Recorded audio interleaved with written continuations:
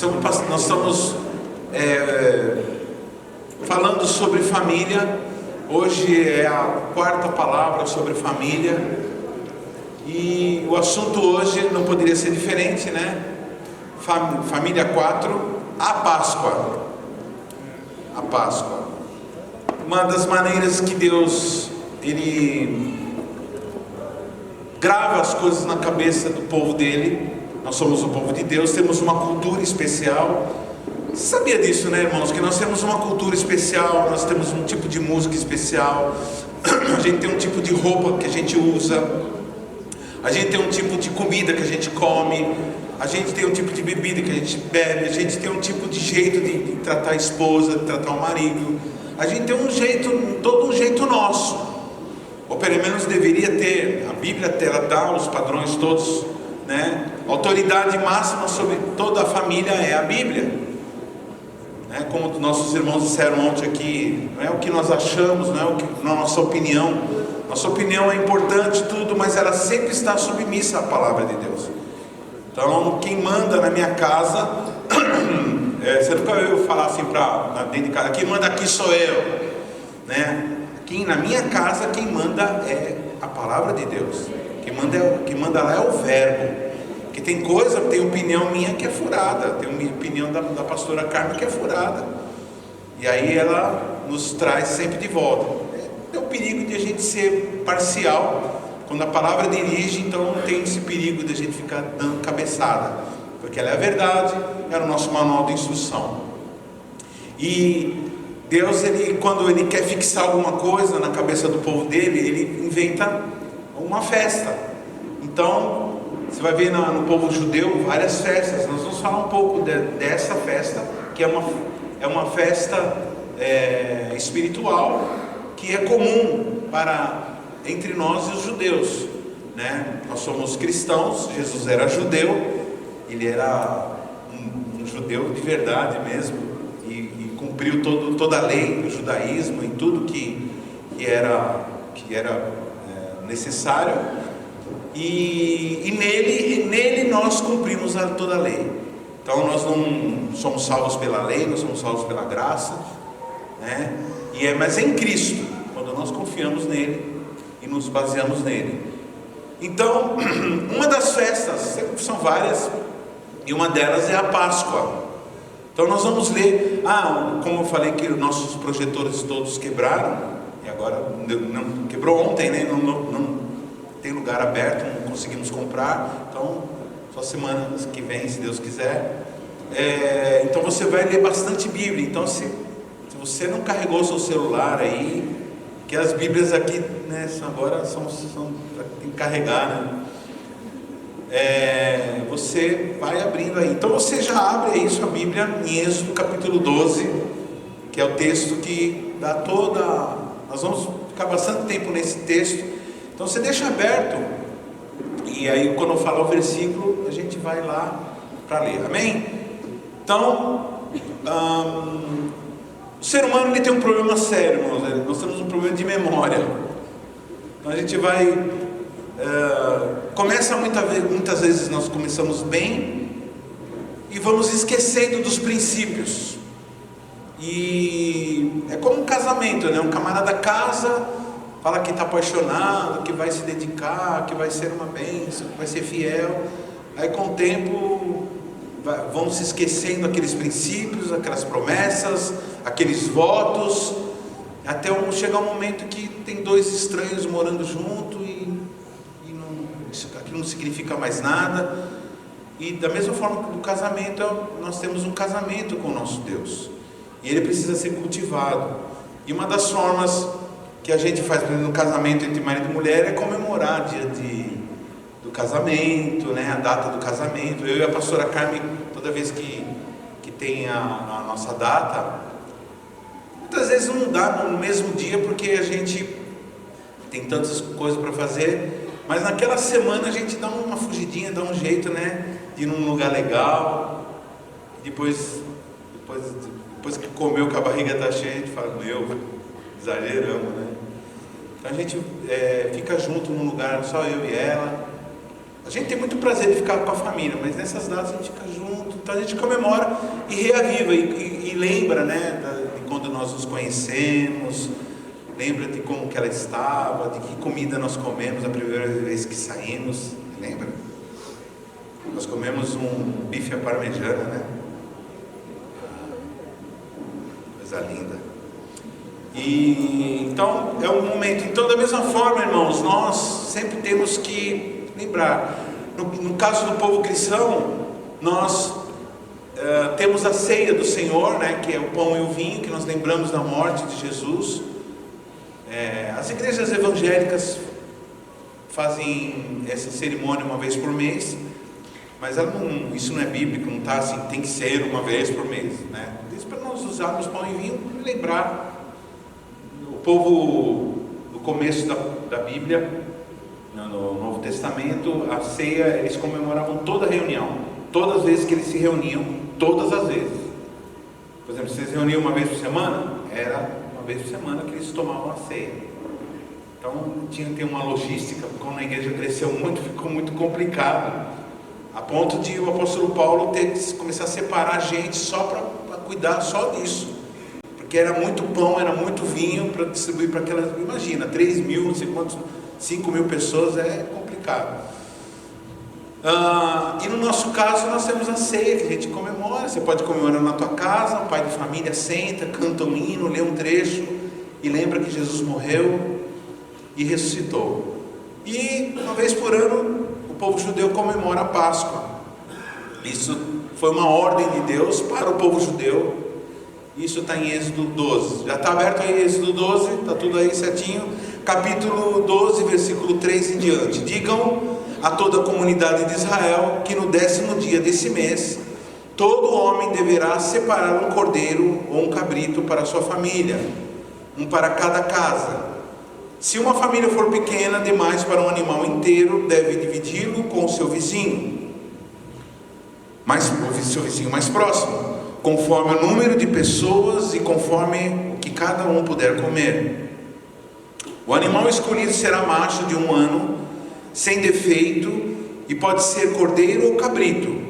Guardem-no até o 14º dia do mês, quando toda a comunidade de Israel irá sacrificá-lo ao pôr do sol. Passe então um pouco do sangue nas laterais das vigas superiores das portas das casas nas quais vocês comerão o animal. Naquela mesma noite comerão a carne assada no fogo, com ervas amargas e pão sem fermento. Não comam carne crua nem cozida em água, mas assada no fogo, cabeça, pernas e vísceras. Não deixe sobrar nada, até pela manhã. Caso isso aconteça, queime o que restar. Ao comerem, estejam prontos para sair, cinto no lugar, sandália nos pés e cajado na mão. Comam apressadamente, esta é a Páscoa do Senhor. Naquela mesma noite passarei pelo Egito e matarei todos os primogênitos, tanto nos homens como nos animais, executarei juízo sobre todos os deuses do Egito. Eu sou o Senhor. O sangue será um sinal para indicar as casas em que vocês estiverem. Quando eu vir, o sangue passarei adiante. A praga da destruição não os atingirá quando eu ferir o Egito. Esse dia será um memorial que vocês e todos os seus descendentes celebrarão como festa ao Senhor. Celebrem-no como decreto perpétuo. Sabe, uma ordem para o judeu, ele não pode parar, ele tem que fazer isso, né?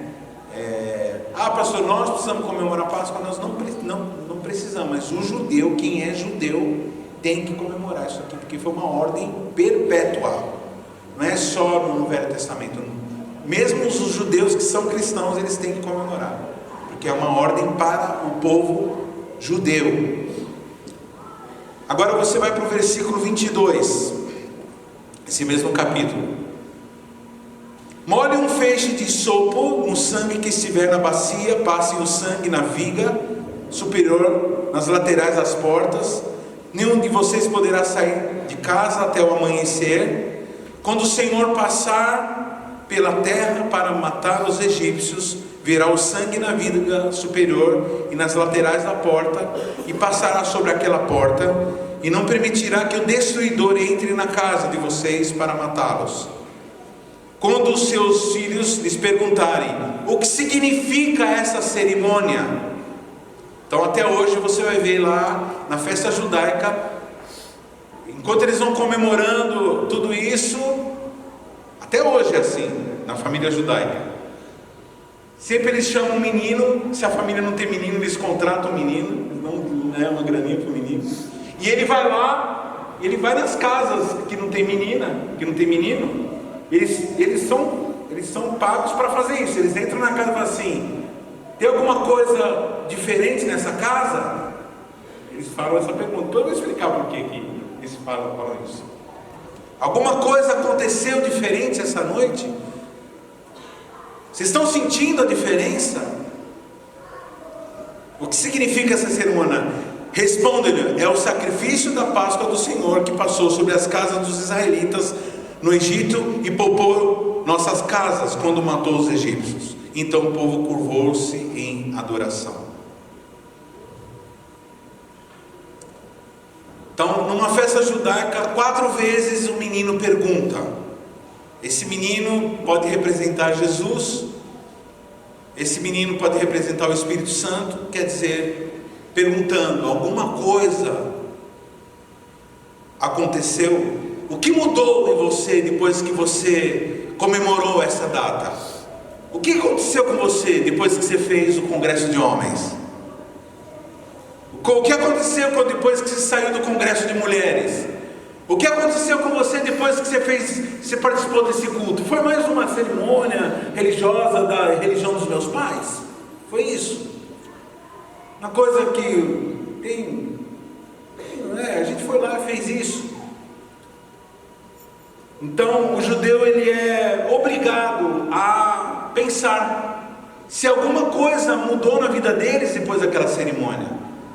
Isso é uma forma que Deus usa para que as pessoas não caiam também na mesmice e no ritualismo tolo, sem sentido. Porque para Deus, irmãos, não é importante nada disso, negócio de pão, vinho, nada disso é importante. O importante é aquilo que significa e aquilo que faz a gente, aquilo que promove a transformação da gente. Vocês entendem, amigo? Vocês entendem o que ele está falando? Então, por que nós estamos hoje num culto? Por que de domingo a gente se reúne? O que acontece quando a gente para de se reunir? Irmão, quando você para de se reunir, quando você para de ler a palavra, quando você para de estar com seus irmãos, você vai perdendo Jesus, você vai se perdendo de Jesus. Você vai se distanciando dele, até chegar um ponto que você só enxerga ele como um personagem da história ou da cultura. Ontem eu estava olhando na rede social, eu vi uma irmã, uma pessoa que era super ativa. Chegaram a ser da minha equipe, há muitos anos atrás, divulgando músicas, canções do mundo, dando a entender que está falando com mortos. Uma pessoa que aprendeu doutrina.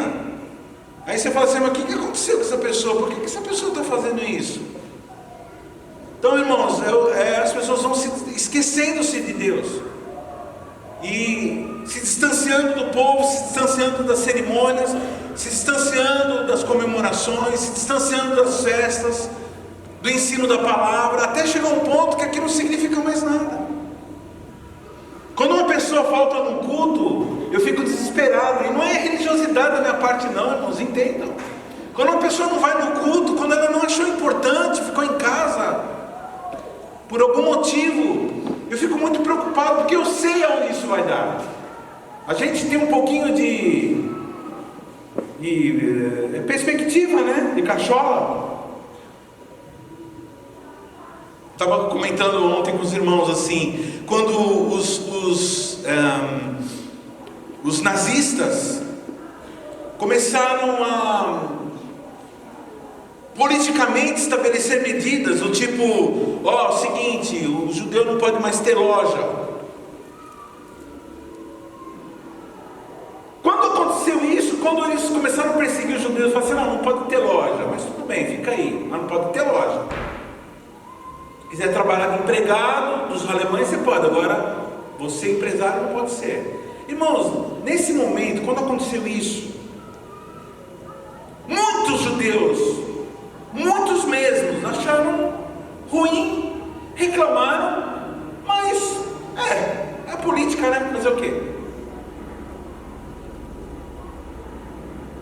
Não fizeram aquela perspectiva de dizer assim, peraí, ele está dizendo que eu não posso ser uma loja? Daqui a pouco eles vão tirar a gente aí chegou o próximo passo, tiraram eles das casas deles, levaram para lugar. E de lá, foi indo até matar, até colocar em câmera de gás. Vocês estão entendendo? Agora, vocês concordam? Vocês ficaram sabendo que muitos judeus escaparam, sim ou não? Que agora estão todos morrendo, que agora estão bem velhinhos, né? Tudo com 80, 90 anos e tal. Mas ficou a descendência. Quem são esses judeus que se livraram? Quem são esses judeus que não morreram? Foram judeus que olharam assim, viram assim, peraí, isso não vai acabar bem, isso vai dar nisso, que vai dar naquilo, dar naquilo. Então, irmãos, o dia que você fala assim, hoje eu não vou, não estou a fim de ir hoje. Então, irmãos, tenha cabeça, tenha inteligência para saber que isso vai acabar mal.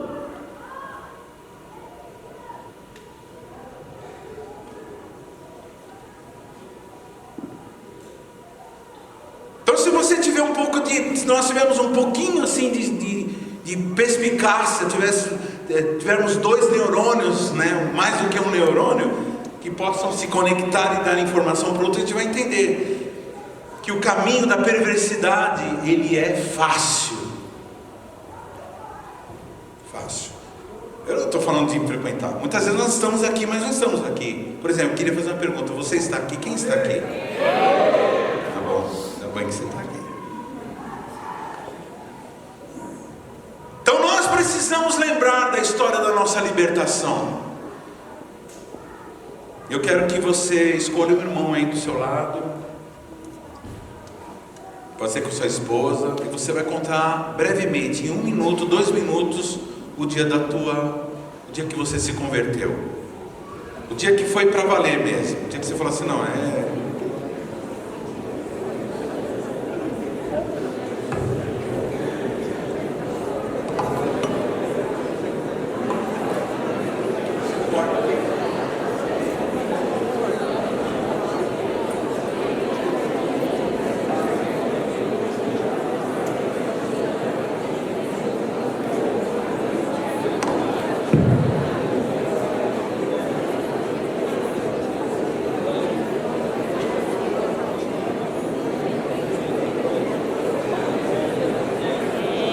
esses dias eu contei meu testemunho. No pré-congresso eu contei meu testemunho. A Bíblia diz assim: quero trazer à memória tudo o que me pode dar esperança.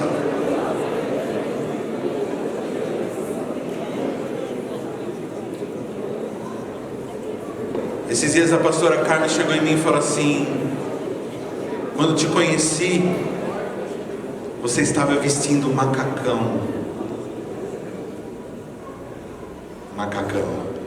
E eu falei, uau, ela lembrou do jeito que eu estava vestido. Olha que interessante. Sinal que ela guarda no coração esse momento. E muitas vezes, irmãos, essa memória é o que segura um casamento. Muitas vezes porque a gente muda, né? Não cabe mais dentro do macacão. Bom, irmãos, algumas coisas que nós temos que lembrar e aprender com a Páscoa. Primeiro, sobre o Cordeiro da Salvação. Versículo 3 a 7, digam, pega aí, continua com o texto aberto. Êxodo 12, 3 a 7.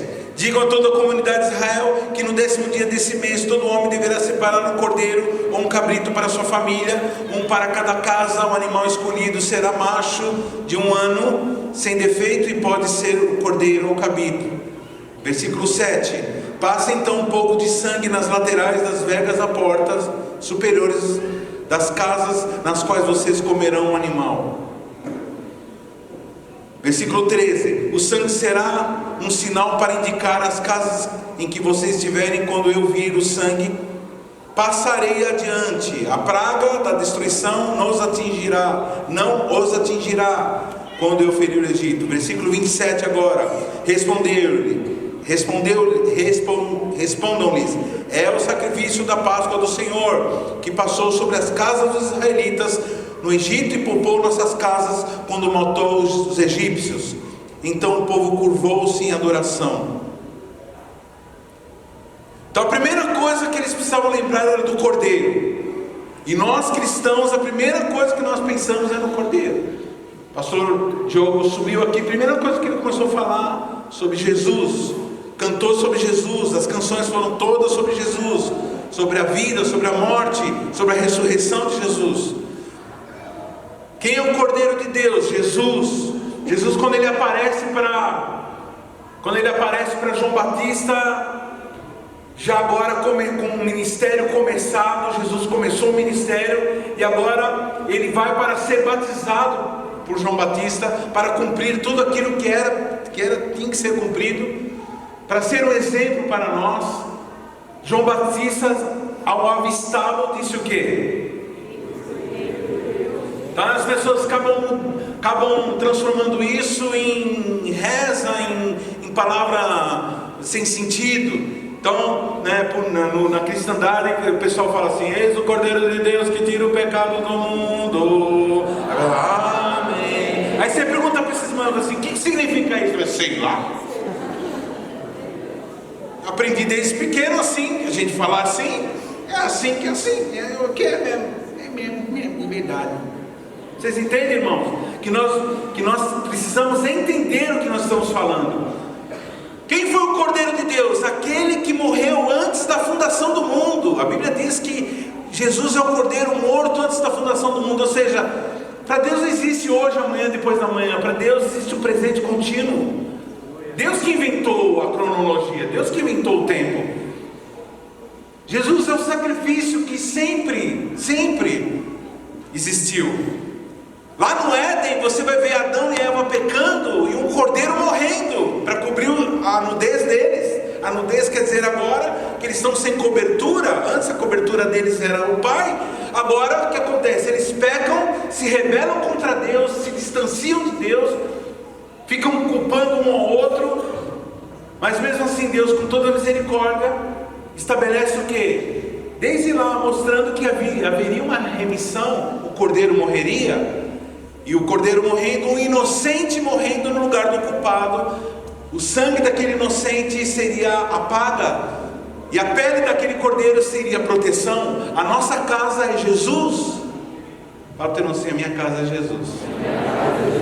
O preço da minha libertação é o sangue. Irmãos, o que acontece? O povo de Israel estava preso, estava no cativeiro egípcio. E agora vem Moisés e começa a estabelecer, pedir para o faraó deixar o povo sair. O faraó é endurecido para que a glória de Deus se manifeste. Uma coisa que você precisa entender: que todas as coisas que acontecem no episódio da libertação do povo de Israel do Egito, tudo que acontece, cada coisa que acontece lá é uma afronta direta, clara de Deus aos deuses com letra minúscula do Egito.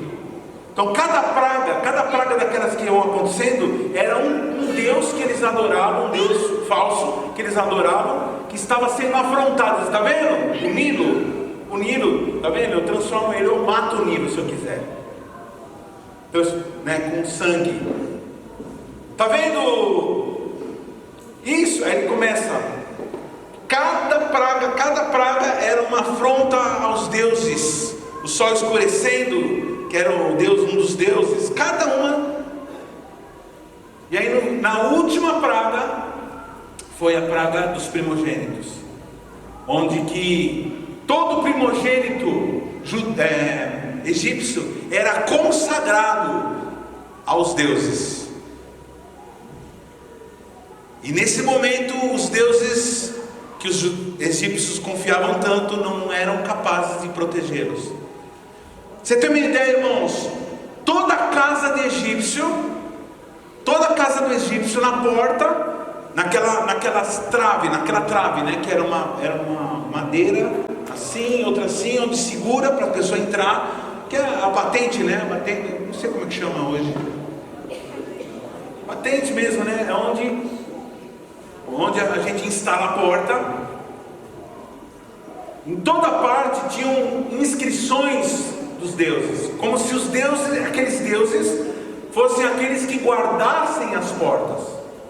E o judeu que morava na terra dos egípcios, eles eram obrigados a colocar essas inscrições desses deuses também na verga da porta. Quando Deus ordena para Moisés, fala assim: fala para o meu povo que o cordeiro morra, cada família vai pegar um cordeiro, vai matar esse cordeiro, vai derramar o sangue e vai passar o sangue desse cordeiro nessa porta. Está dizendo assim, que aqueles deuses estariam sendo anulados pelo sangue de Jesus. O que Deus estava promovendo, irmãos, era uma mudança, de autoridade. Aqueles judeus, apesar de serem judeus, estavam debaixo de uma cultura egípcia, com as suas religiões, com os seus valores, e é diferente de nós. Hoje nós vivemos no Brasil, somos sul-americanos, somos pessoas do século 21, conservamos os valores de hoje. Hoje o dinheiro é o que mais vale, é o poder, é a fama, é o prazer a qualquer. Então, quando nós passamos o sangue de Jesus, nós estamos dizendo assim: estou mudando. Fala assim para o seu irmão assim: eu estou mudando de autoridade sobre a minha vida, que o sangue de Jesus está sobre a porta do meu coração. Então o anjo da morte, ele vai chegar e não vai ter o que fazer. Então toda a casa do egípcio tinha isso, tinha inscrições na porta, e dentro da casa, no lugar onde era um lugar comum, um lugar social, que é a semelhança da nossa sala de estar hoje, tinha um altar, e esse altar também tinha um formato de porta. Você vai ver isso muito no interior no Brasil, em vários lugares, aqueles chamados nichos, onde se coloca o ídolo. Quem já viu esse tipo de coisa? Onde se coloca o ídolo, e esse ídolo é reverenciado, é adorado, se acende velas para ele. Então, quando o judeu passou o sangue do cordeiro, o cordeiro inocente que morreu, está dizendo assim: eu e a minha casa serviremos ao Senhor. Eu e a minha casa somos cobertos pelo sangue de Jesus, pelo sangue do cordeiro. Então, quando vier alguém acusar você, falar que você é isso, é aquilo, irmãos, nós estamos aqui estudando sobre a família, e a Páscoa é a festa da família. É uma festa exclusiva para a família. Tanto é que o cordeiro era morto e era comido todo junto. E quando o cordeiro era muito grande, eles compartilhavam. E depois, o que sobrava era queimado, era incinerado. E a família tinha que comer o pão sem fermento, ervas amargas e o cordeiro. Porque quando o juízo da morte passasse, ele pularia a casa pintada com sangue. Pergunta que eu faço, fazendo o papel do menino: o que mudou na tua vida depois que você passou o sangue do cordeiro na verga da sua porta? O que mudou na tua vida? Jesus abriu a porta para você. Ele disse o que? Eu sou a porta, se você entrar por mim. Jesus é o cordeiro, Jesus é a porta, Jesus é o caminho, Jesus é a vida, Jesus é tudo. E se tem alguém aqui nesse salão, nessa manhã, que ainda tem ilusão: ah, pastor, eu não fico com o povo de Deus porque eles são muito defeituosos.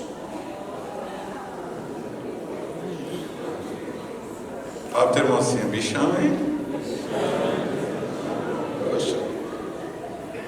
Eu sempre lembro da minha mãe que falava isso, né? Falou assim: se você achar uma igreja perfeita, não vá, porque você vai estragar ela. Ela falava isso pra gente, irmãos, pros filhos dela. Eu falava: mãe, não fala você fala uma coisa dessa. Eu falei assim: eu conheço vocês. Dona Inês. Então, irmãos, família é isso mesmo. Família é cruz, família é problema, família é trabalho, família é construção, família é tijolinho por tijolinho. Cada tijolo tem um preço, cada saco de cimento tem um preço.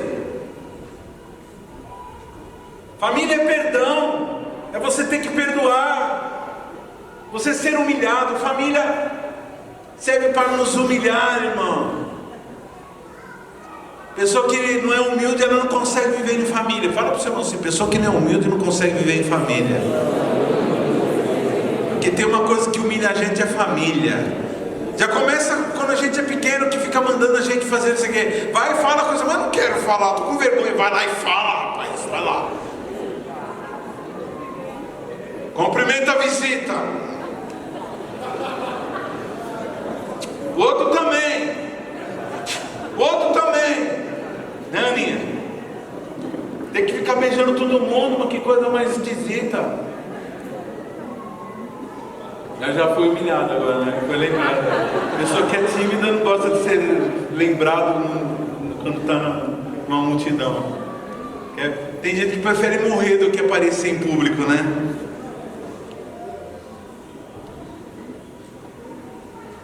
Então Jesus, ele deu o exemplo de ser da família da Trindade, que a Trindade é uma família, Pai, Filho e Espírito Santo, nos fez segundo a imagem, e lá ele se entregou, se tornou homem, viveu aqui como homem, e o mais incrível, eu sempre falo isso, eu nunca me canso de dizer isso, ele continua vivendo como homem, só que agora 100% homem, 100% Deus e glorificado.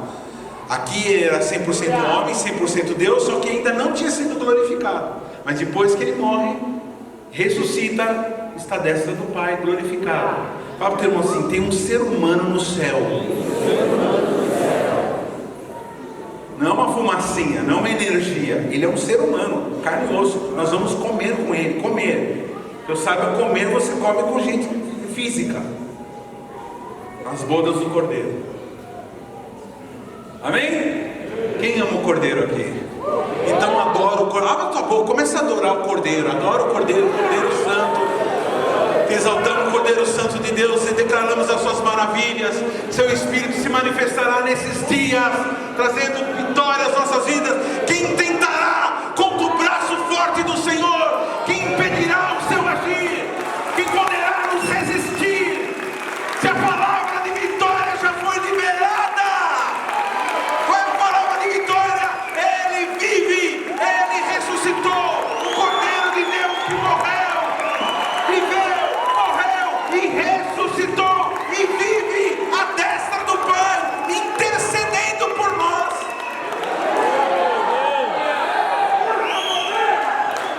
Capiroto chega perante o Pai e fala assim: o Arão fez isso, tal coisa. Aí Jesus fala assim: mas eu morri por ele. Capiroto chegou assim: aquele casal de pastor brigou, vocês viram lá, eles brigaram? Então, mas eu morri por ele, eu cubro os pecados deles, e eles estão perdoados agora, porque neles, em mim eles são perfeitos, em mim eles são perfeitos. Portanto não há acusação mais, não aceite acusação, não aceite acusação, o Cordeiro vive.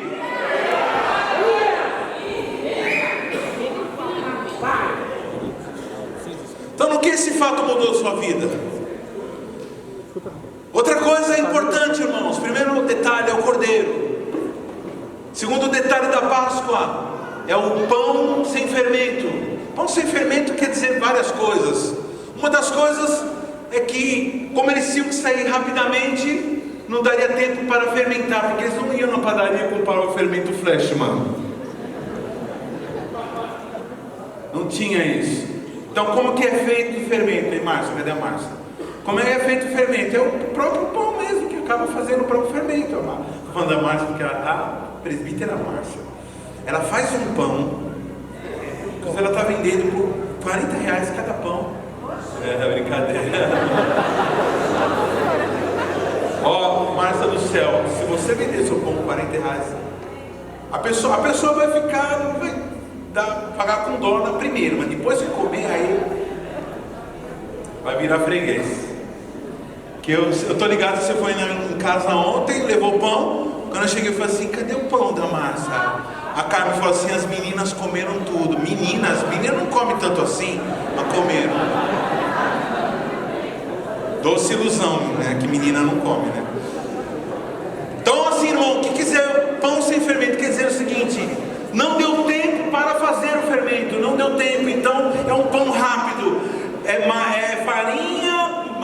farinha, água e pá, amassou e já coloca lá e bora lá. Segunda coisa que o fermento representa, ele representa, porque fermento, irmãos, é bactéria, é a massa que apodrece, que vai levedando e que gera gás carbônico, e esse gás carbônico, ela enche o centro dessa massa com gás carbônico, e por isso que a massa enche. Então por isso que o pão fica grandão, por causa desse gás que está dentro. Mas ele é promovido por bactérias, que a gente sabe que bactéria que é micro-organismo, algumas vezes por bem, outras vezes por mal, que causa doenças. Então está dizendo o seguinte, que o pão teria que ser sem fermento. Ele está dizendo o seguinte, que o Cordeiro morreu por nós, Jesus morreu por nós, só que agora nós entramos num processo de purificação. Então a família judaica, eles ficam uma semana antes da Páscoa vasculhando a casa para ver se tem alguma coisa fermentada, se tem uma casca de alguma coisa em algum cantinho que está cheio de formiga, que está apodrecido. Não pode ter nada na casa podre, não pode ficar nem folha, irmão, nem folha de árvore podre dentro do terreno, lógico, do terreno, de onde as pessoas moram. Significando o seguinte, que a família tem que estar em contínuo aperfeiçoamento e contínua purificação. Como que a gente se purifica? Como que a família se purifica? Tomando vários banhos? Também, né? Pelo amor de Deus. Mas reconhecendo aquilo que está em desacordo com a palavra de Deus e parando de fazer, pelo poder do Espírito Santo. Então, versículo 15, vê lá: durante 7 dias como um pão sem fermento. No primeiro dia, quem comer qualquer coisa fermentada do primeiro ao 7º dia será eliminado do povo. Vocês estão entendendo, irmãos? Mesmo com tudo, o anjo ia passar e o camarada não cumpriu tudo aquilo, ele seria eliminado. Por quê? Porque ele não fez a limpeza, porque alguns falam assim: mas Jesus morreu por mim, então eu estou perdoado, está tudo certo e eu não preciso fazer nada. Não, irmãos, é a turma da super graça, né? Agora está começando a ficar na moda esse negócio aí, não precisa fazer nada. Tem uns caras que falam que nem precisa tomar Santa Ceia, não precisa nem batizar nem nada, é uma nova invenção. O cristianismo há 2000 anos vem fazendo, de repente o camarada descobre a roda, né? Agora não sei o que, não, irmãos.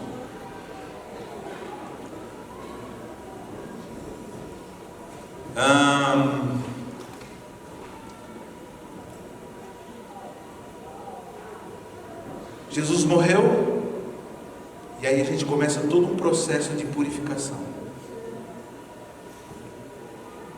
Irmãos, o pecado, ele não pode se tornar comum na nossa vida. Eu não estou dizendo que a gente não vai pisar na bola. Fala para o irmão assim: fala para você é ser humano, você pisa na bola. Agora, a diferença é que não vai ser normal. O cristão, o pecado para o cristão não é uma coisa normal. Ele fica incomodado. Por exemplo, ele é um vendedor, aí o patrão fala assim: você tem que mentir para você vender. Aí pela força do dinheiro, mamon e tudo mais, ele acaba mentindo. O ímpio, ele fala assim: dá licença, tem que sobreviver, cara. É dinheiro, é trabalho, meu trabalho é esse aí, vambora, Já o servo de Deus fala assim: não quero mais fazer isso, não quero mais. E aí, até chega um ponto de que se não puder mesmo, se eles for obrigado mesmo, e for arriscado ele ser mandado embora, ele vai lá e pede a conta, ou se permite ser mandado embora, porque ele não suporta. O cristão não suporta viver em pecado, ele não suporta fermento na vida dele. Então, versículo 19 diz assim: durante 7 dias vocês não deverão ter fermento em casa. Quem comer qualquer coisa fermentada será eliminado da comunidade de Israel, seja estrangeiro, seja natural da terra. Não comam nada fermentado onde quer que morarem. Comam apenas pão sem fermento. Irmãos, nós temos que viver uma vida que honre o nome do Senhor Jesus. Aquela oração que Jesus faz, Pai nosso que está no céu, santificado seja o teu nome. Que em geral a gente acha que essa palavra santificado seja o teu nome, santificado quer dizer que a gente está limpando, Não, irmãos, Deus não precisa ser limpo. O nome de Jesus não precisa ser limpo, porque o nome dele não é sujo. Para ter assim, o nome de Deus não está na SPC. Mas por que Jesus ele ensina a gente a falar santificado seja o teu nome? Ele está dizendo que muitas vezes por nossa causa, o nome dele vai para o lixo.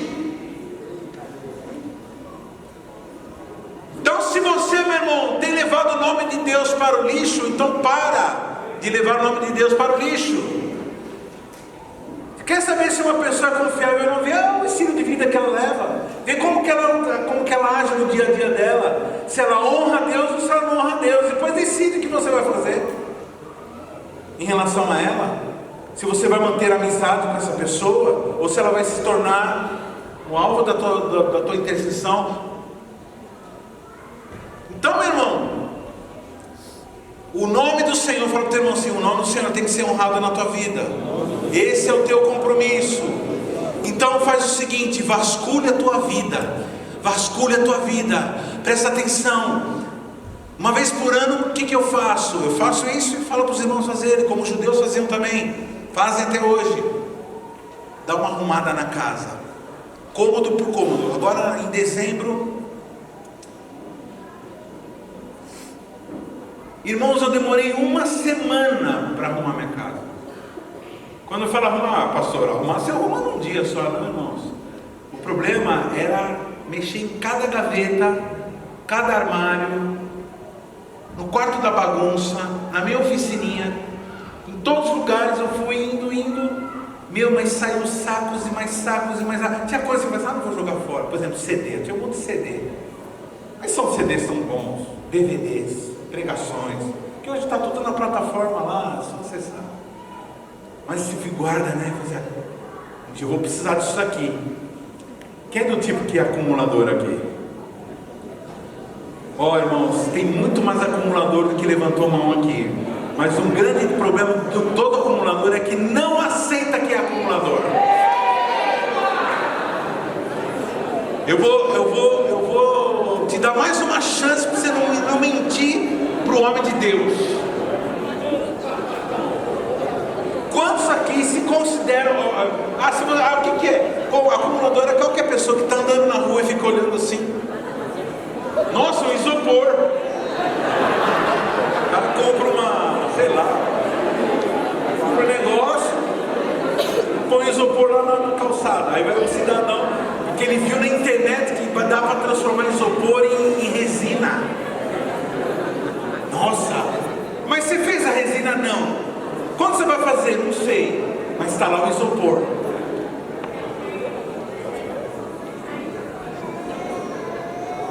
E aquele parafuso Phillips que está com o buraco Phillips arregaçado, que você não compra, só se usar um alicate de pressão para matar lá. Mas o parafuso é um negócio bonito, né? Tudo certinho, mas está com o encaixe da chave estourado. Mas a gente guarda. E aquele vidro de azeitona,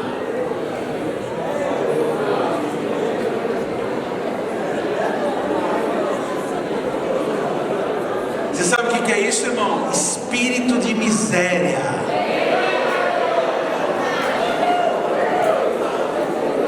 E aquele sabão grudado um no outro. Não, esse não tem problema, gruda mesmo, porque é caro. Às vezes, né? Mas tem que ser pelo menos do mesmo, né? Parece um arco-íris, né? Parece um arco-íris, tem um preto, um azul, um amarelo, um branco, tudo junto. Aí, e os pelos, né, no meio, né?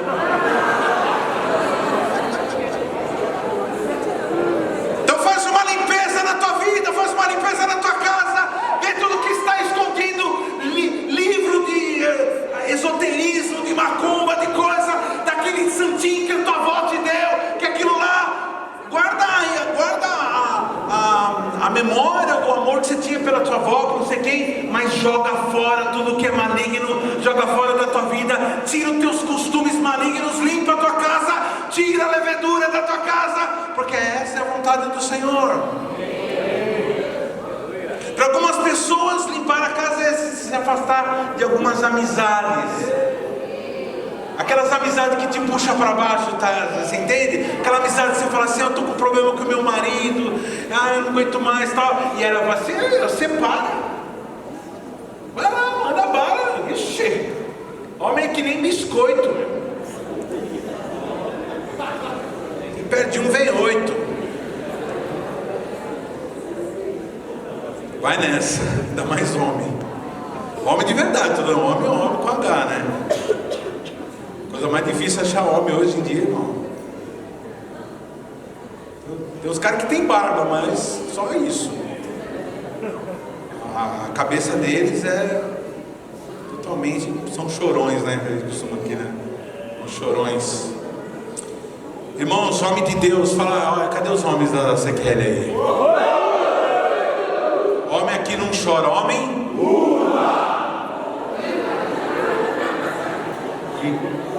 Quando que a gente urra?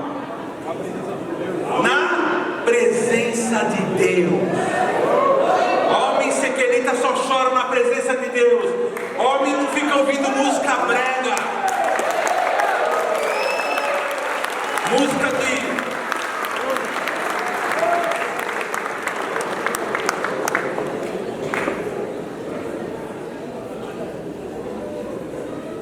Então muitas vezes tem que tirar da vida.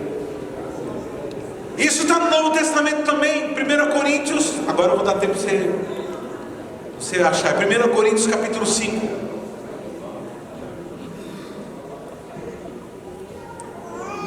1 Coríntios 5, diz assim, versículo 7, 1 Coríntios 5, 7.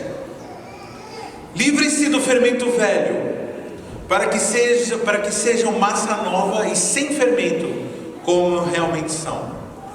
Pois Cristo, nosso Cordeiro Pascal, foi sacrificado, por isso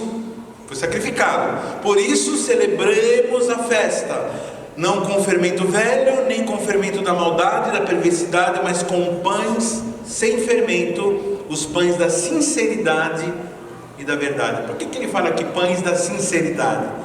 Porque o pão asmo é o tamanho que você está vendo é o tamanho dele mesmo.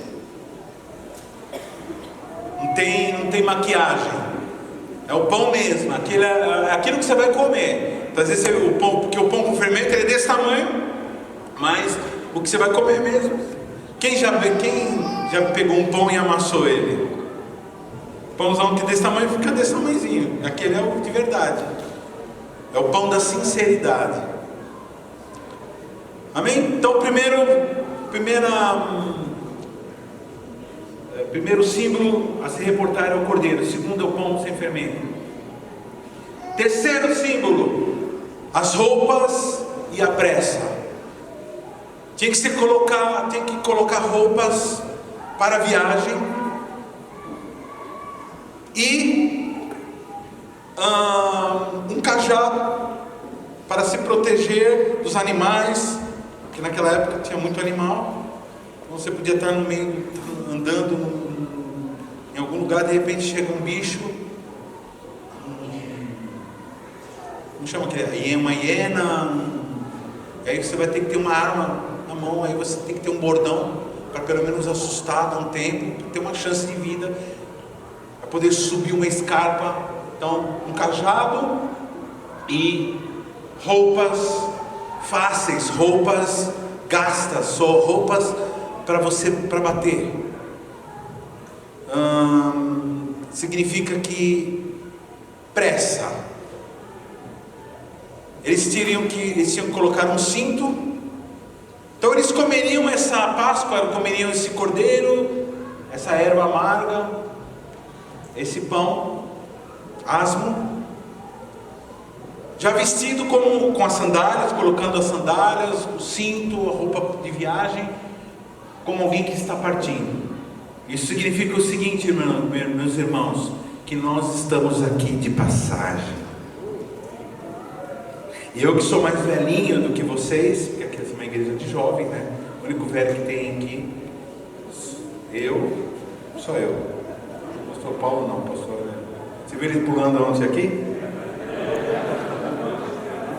É um menino. Então é o seguinte, meu irmão, eu estou mais perto do que vocês, da eternidade. Então por isso que eu estou correndo, ensinando o mais rápido possível, porque eu não sei quanto tempo que eu duro ainda.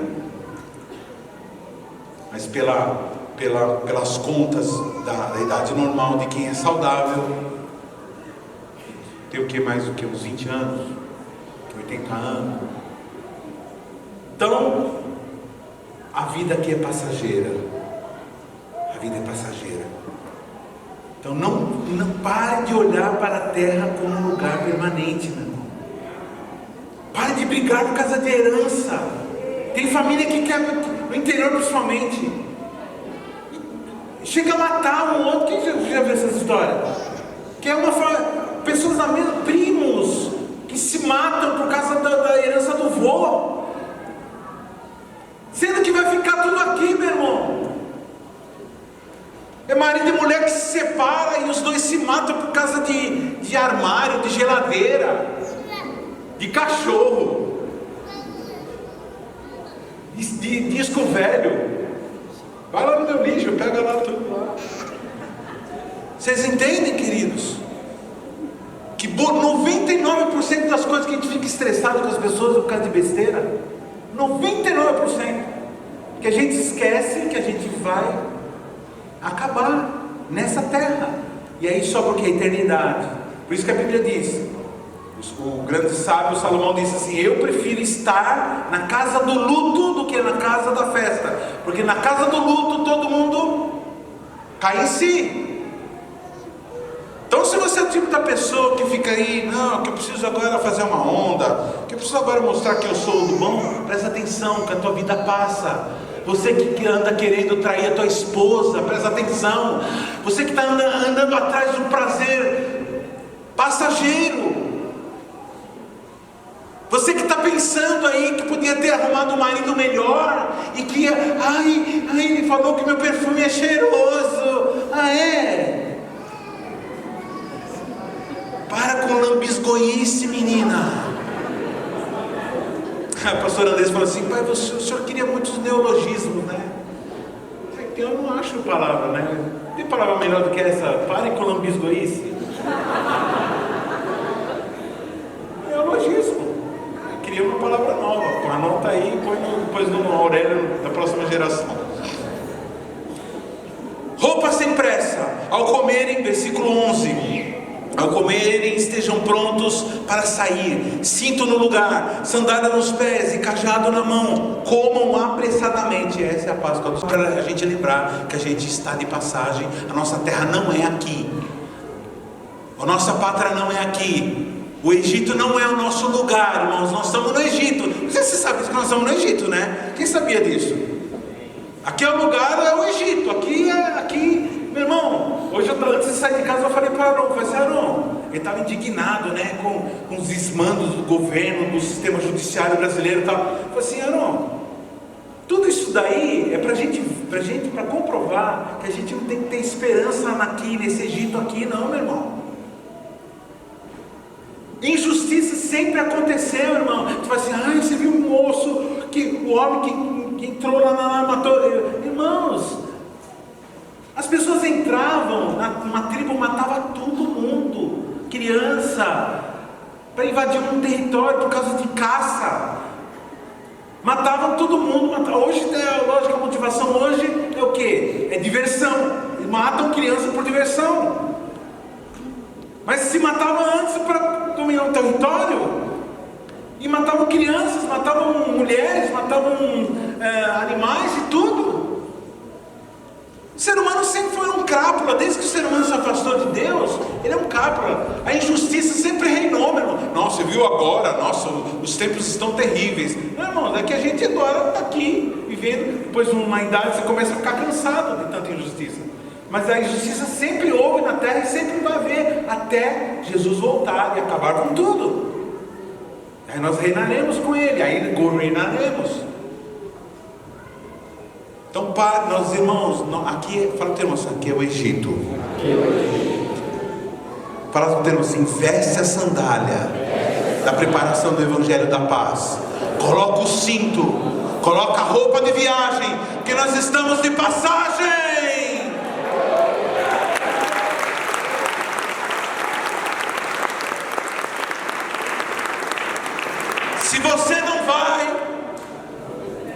Se você não vai, não me impeça eu ir.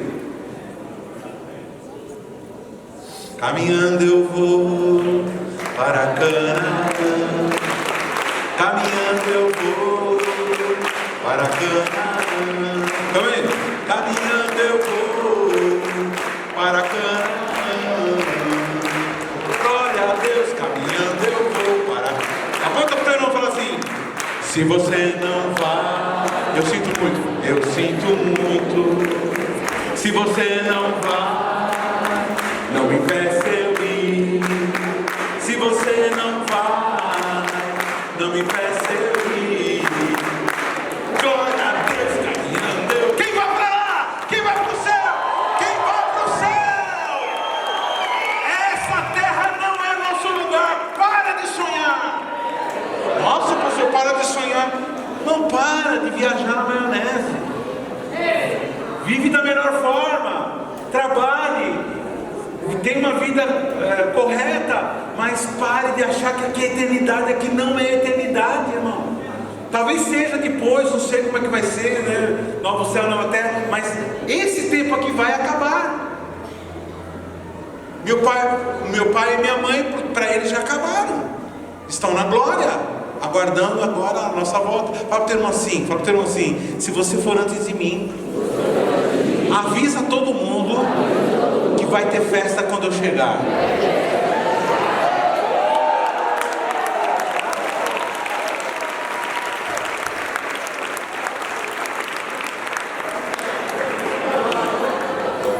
O pastor Reinhard Bonk, um alemão, ele falava o seguinte, que no céu vai ter vários lugares, né? E vai ter o lugar dos europeus, dos alemães, e vai ter o lugar dos africanos, né? Eu vou querer estar no lugar dos africanos, né? Vou até dar uma pintada em mim, porque o europeu é muito quietinho, né? Eu vou querer estar no lugar da música alta, da dança, dos tambores. Eu gosto disso, é disso que eu gosto. Gosto de gente, irmão. Daí fala assim, pastor, quando eu ficar velho eu quero morar lá no meu. Que isso? Você tá doido? Eu gosto de gente, eu gosto de lugar onde tem gente, para mim falar, tem confusão, tem um negócio. as confusão, a gente vai lá e resolve as confusão, chora, sofre junto, fica com o coração palpitando. Isso é vida. No cemitério não tem nada disso. Então vamos viver bem aqui. Aí depois a gente vai ver o que vai fazer depois lá no céu. Eu sei que é o seguinte, o importante é estar com Deus, porque ele vai estar lá, Jesus vai estar lá, vou dar um abraço, vou ficar horas e horas abraçando, dias, né? 300 anos mais ou menos eu vou ficar abraçando Jesus. Aí depois, quando eu enjoar de abraçar Jesus, eu vou dar mais um outro abraço de 300 anos. Aí depois eu vou procurar quem? Maria, né? O pessoal fala assim, evangélico não gosta de Maria. Quem disse pra você?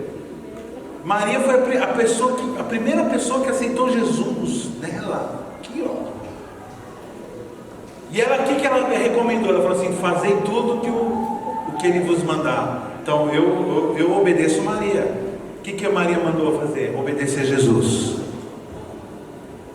Então eu vou perguntar para ela, mas Maria, vamos sentar aqui, Maria, senta aqui. Vamos conversar.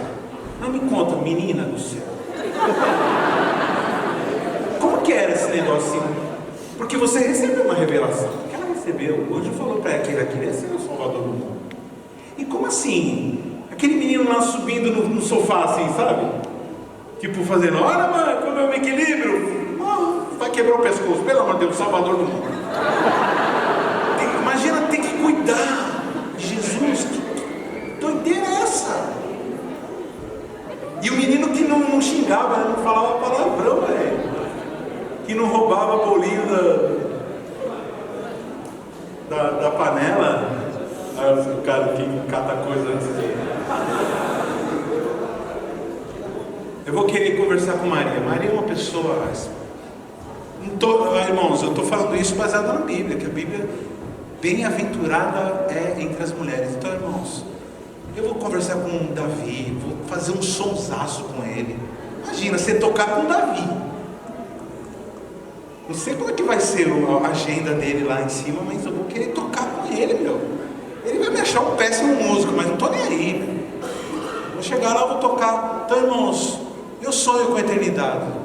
Por isso que eu não tenho medo de morrer, meu irmão. Sabe o termo assim, crente que tem medo de morrer. Ou não é crente, ou está com defeito de fabricação.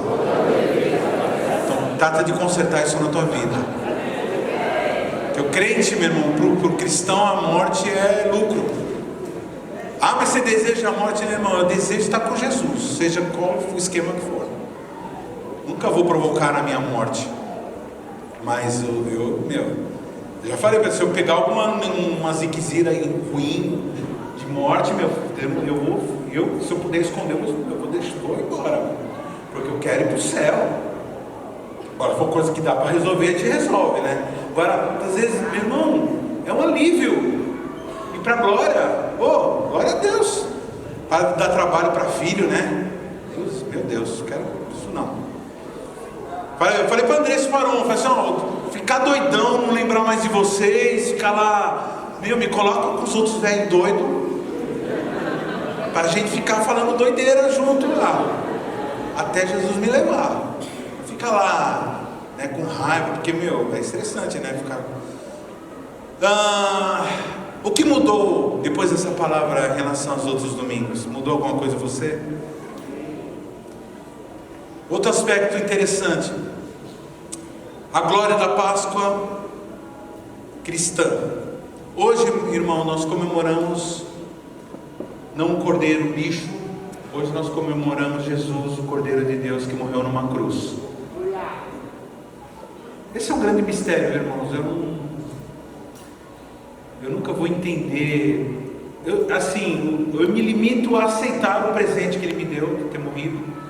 Mas por que Deus do universo, que fez todas as galáxias do universo, resolveu entrar na história de uma das suas criaturas? Primeiro, temos feito segundo a sua imagem e semelhança. Cada vez que nasce uma criança, a imagem de Deus está sendo renovada. Por isso que a gente aqui comemora o nascimento de criança, aqui a gente apresenta as crianças. Porque, meu irmão, que coisa poderosa. Deus, Ele fez um ser segundo sua imagem e semelhança. Fez homem, mulher e filhos, ou seja, representando a Trindade. Então, existe uma Trindade no céu e existe uma Trindade na terra, que é a família. E nós comemoramos a ressurreição de Jesus, sim.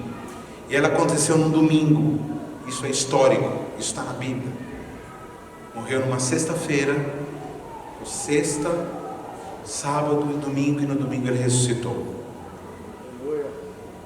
3 dias a morte, ele brigando com a morte, e ele venceu a morte. Aí os alunos de teologia daqui ficam me pegando no caminho aí. Eles perguntam para todos os professores a mesma coisa. Aí, a pastora Ayana falou não sei o que, mas o senhor, o que o senhor fala? Eu vou falar a mesma coisa que ela. E Jesus foi ao Hades. Hades quer dizer o quê? Quer dizer um monte de coisa. Quer dizer aquilo que eles chamavam de inferno, quer dizer sepultura também. A questão é essa, irmão. Ele desceu à morte e venceu a morte.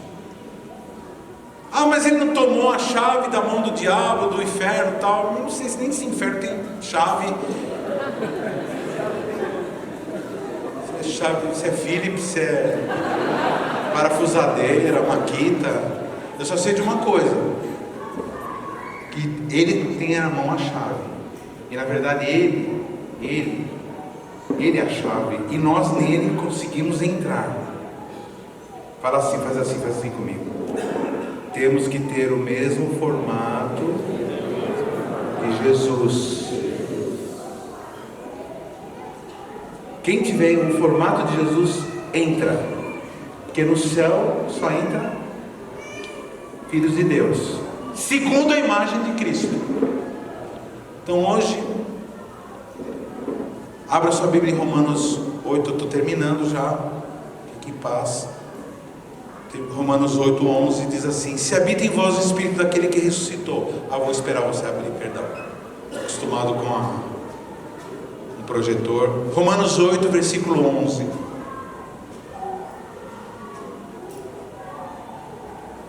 Amém?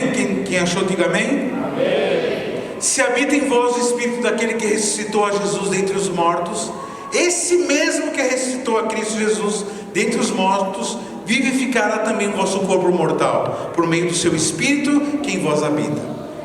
Então aquele Espírito que ressuscitou Jesus, que é o Espírito Santo, esse Espírito nos ressuscitará para Ele. Abra agora em 2 Coríntios 5,15. Tá fácil, né? Celular é fácil. Pum, rapidinho você acha. 2 Coríntios 5,15. De vez em quando, irmão, dá uma estudada em Bíblia de papel também, para você não perder o costume, porque a gente não sabe quanto tempo a gente vai poder ter acesso a equipamento eletrônico. Então, se vier uma perseguição, meu irmão, você vai precisar da sua bibliona lá de papel, viu? Então, aprenda a ser para lá, para cá, achar direitinho os livros, né? Como aprende a musiquinha, o pastor Paulo vai ensinar para vocês a musiquinha. Gênesis, Levítico, Número. 2 Coríntios 5,15 diz: Ele morreu por todos, para que os que vivem não vivam mais para si mesmos, mas para aquele que por eles morreu e ressuscitou. Então, que todos é esse? Ele morreu por todos, mas aqui é todos sem distinção ou todos sem exceção? Ele morreu por todos sem distinção, ou seja, ele morreu por todo tipo de pessoa. Mas aqui no final do versículo ele fala por quem exatamente ele morreu. Vamos lá de novo. Ele morreu por todos, sem distinção, pobres, ricos, inteligentes, nem tanto, de todas as tribos, povos, nações, para que os que vivem não vivam mais para si mesmos, mas para aquele que por eles morreu e ressuscitou. Então aqui, quem são aqueles pelos quais eles morreu? Aqueles que o aceitariam, aqueles que falariam, diriam: sim, nós aceitamos o teu sacrifício. E assim ele morreu, e assim ele viveu aqui, nos deu exemplo de tudo que deveríamos fazer: honrar o Pai, adorar o Pai, trabalhar na obra dele.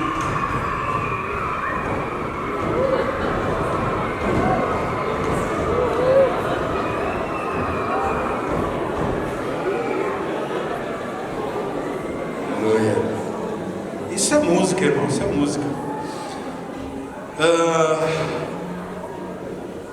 E agora, de agora em diante, irmãos, nós vivemos para Ele. Não vivo mais eu, não vivo mais para mim. Hoje eu vivo para Ele. Ah, pastor, mas você não vive para a sua família? Sim, a minha família vive para Deus. Eu e minha família serviremos ao Senhor. Não existe felicidade maior, irmãos, e paz maior do que aquele que vive para Deus. E a família é o principal projeto de Deus aqui na terra. A Páscoa é para a família. A Páscoa é para a família. Comemorar o sacrifício de Jesus é a família que comemora. Não perca isso. Esse menino, ele continua até hoje perguntando: isso mudou alguma coisa na sua vida? O que mudou na tua vida depois que você conheceu o Cordeiro de Deus? Hoje você tem temor? Hoje você tem alegria, felicidade? Por exemplo, hoje eu não preciso mais me drogar, não preciso beber, não preciso sair por aí buscando aventura, porque hoje eu sou completo, feliz. Porque aqueles que me cercam me trazem felicidade? Não, irmãos. O que me traz felicidade é Deus. E aí eu tenho felicidade, eu tenho segurança para passar para aqueles que me cercam. Aptendo assim, amor não se cobra, amor se dá. E quem pode dar amor? Quem pode dar amor, irmão? Oh, vou tentar de novo. Esse grupo não. Quem pode dar amor? Jesus. Não. Qual o ser humano que pode dar amor? Somente aqueles que têm. Quem é o amor? Jesus. Você tem Jesus? Sim. Então você pode dar amor. Você tem Jesus? Você pode dar amor. Você vai ficar de pé agora. E novamente você vai abraçar meia dúzia de irmãos. E você vai falar assim: o Jesus que habita em mim, cheio de amor, abraça o Jesus que habita em você.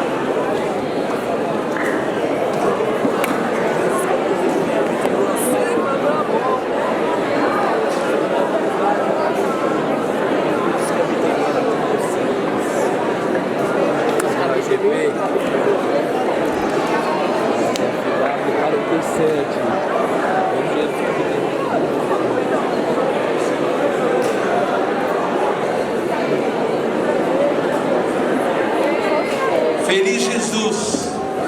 Você sabe que hoje é a data mais cristã que existe em todo o ano. Mais do que Natal, mais do que é hoje. Porque hoje é o dia da vitória. O Natal foi o dia que Jesus nasceu. Aí começou toda a trajetória do sofrimento dele. Porque ele já nasceu no perrengue lascado, sendo perseguido. A própria Maria grávida, ele na barriga de Maria já foi perseguido. Maria teve que sair fugida. E aí ele passou toda uma trajetória de 33 anos, irmãos.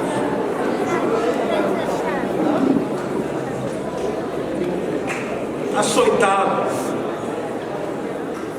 humilhado. Esses dias eu vi um desenho que fizeram. Um pessoal direcionado por médicos que fizeram um desenho das costas de Jesus. Quem viu esse desenho? Ele virado de costas. Viu isso daí?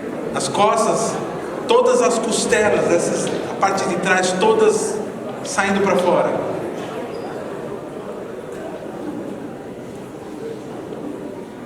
Que ele foi açoitado com chicotes que tinham pedaços de metal na ponta.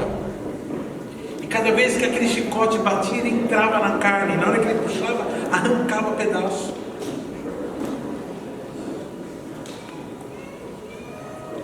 Se você acha engraçado isso, eu acho muito estranho o pessoal achar engraçado isso.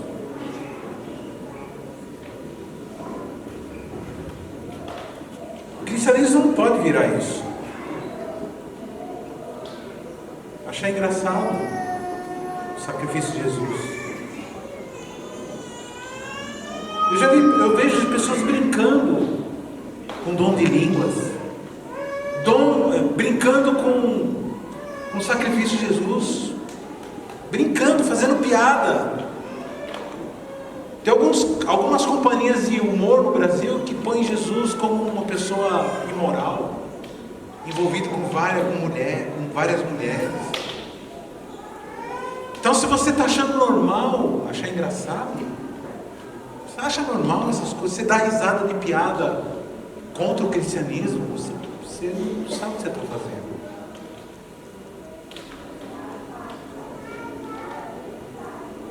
Que depois de estar com as costas esfaceladas, com os ossos das costas aparecendo, ele foi colocado no madeiro.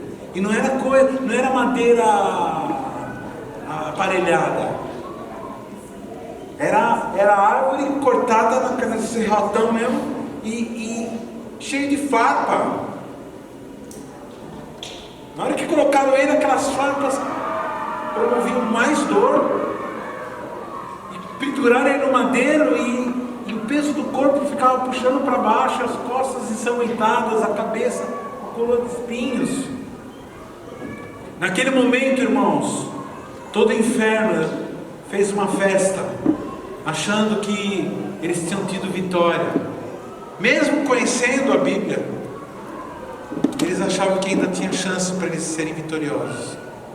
Mas no dia do domingo, algumas mulheres foram lá visitar, para ver se estava tudo certo, se o mestre estava tudo certo, ninguém tinha mexido. E quando elas chegam, eles têm uma surpresa. A tumba está vazia.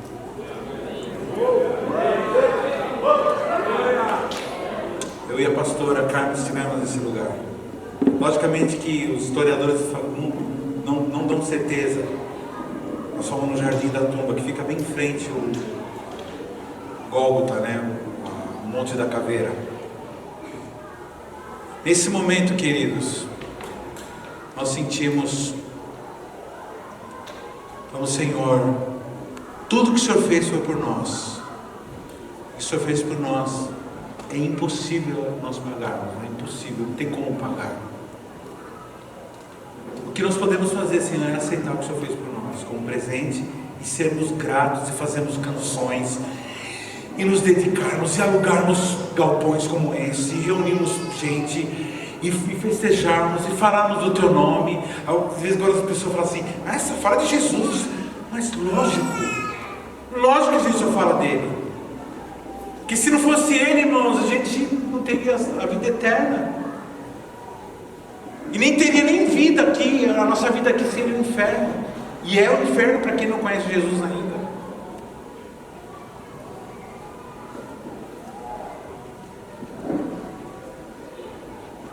E algumas chegaram na tumba e tinha um homem lá que elas pensaram que era um jardineiro. E elas começaram a falar assim: onde está nosso mestre? Roubaram o corpo do nosso mestre. E aí ele vai, se identifica, diz assim: está me reconhecendo, né? Sou eu. Ele estava glorificado, estava diferente, porque a imagem que elas tinham guardado é uma imagem destruída de Jesus. A cada bofetada que uma pessoa leva na cara, o que acontece com o rosto? Vai inchando. Quando ele foi enterrado, irmãos, ele estava em estado deplorável. Cumprido o que a Bíblia diz, que ele foi desfigurado, sua barba foi arrancada, foi esbofeteado, cuspiram no rosto dele. Eu não estou falando isso para te emocionar, não, irmãos. Que depois de tanto filme que a gente assiste, as pessoas se acostumam. Eu estou dizendo o seguinte: nunca se esqueça do que Jesus fez por você. E toda vez que vier uma tentação para que você desonre o nome de Jesus, você fala assim: não, eu não vou fazer isso. Eu não vou fazer isso. Eu não vou desonrar meu mestre. Porque o que ele fez por mim, eu nunca vou, a vida toda eu nunca vou pagar. Mas o mínimo que eu posso fazer é honrar o que ele fez por mim. Na forma que eu trato a minha esposa, na forma que eu trato meu marido, na forma que eu trato meus filhos, na forma que eu trato meus irmãos, na forma que eu trato a minha trajetória aqui nesse planeta. Feche seus olhos, queridos. Senhor, hoje nós falamos da família.